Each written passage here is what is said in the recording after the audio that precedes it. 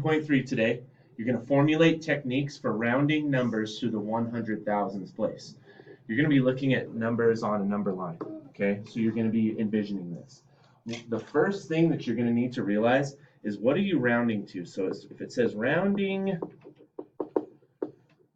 to the nearest tens place, okay? We need to be aware that we're starting in the tens place. This is why directions are always so very important, okay? So if you get a number like, let's say like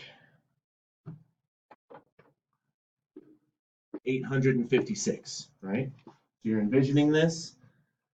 There's a tens place below and a tens place above. The tens place below is 850. The tens place above is 860. So when you're plugging in this 856,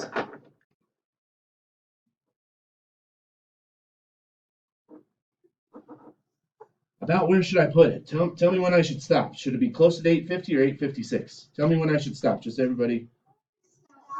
That's pretty good, right? So am I closer to that 860? So would I round up or would I round down? I'd round up, right? Let's say it all together. You guys do that chant for me so we can hear it on the video.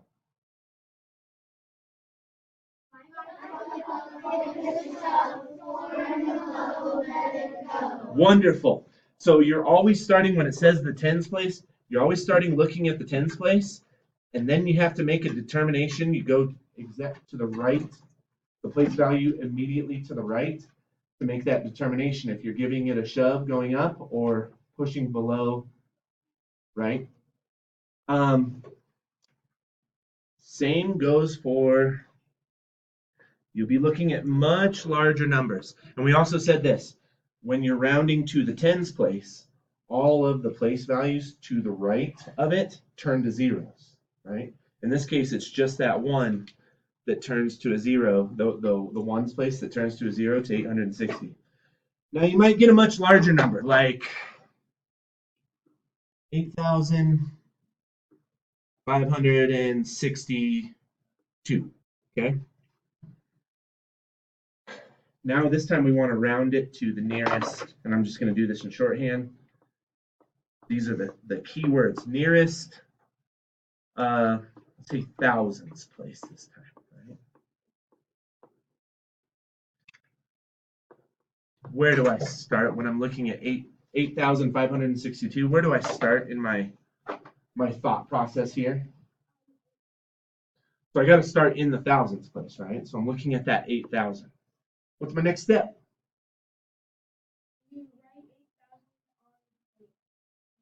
It's obviously going to be 8,000. I like what you're thinking.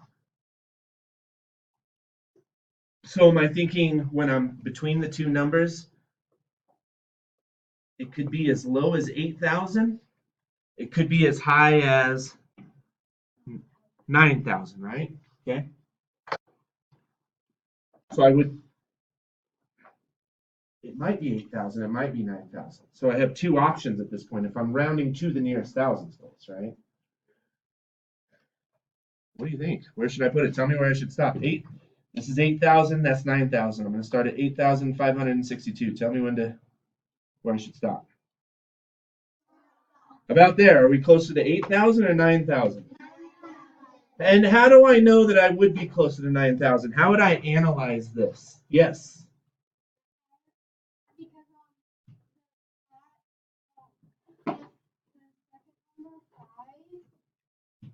Yep. In the 5 and above. Yep. You're gonna give us, and then the next number is 6. So you're starting at the thousands place, right? And you're looking at the place value to the right, which is called the hundreds place. And that's when you're deciding if you're going to, let's do the chant again.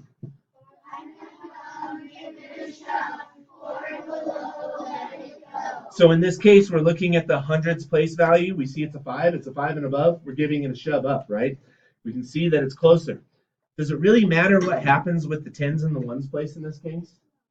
No, we already know we're moving it up, right? What do we also know? If we're moving to the thousands place, what's going to happen to all the place values to the right of it? Yes. They're going to go closer to 9,000, but more importantly, what happens to them?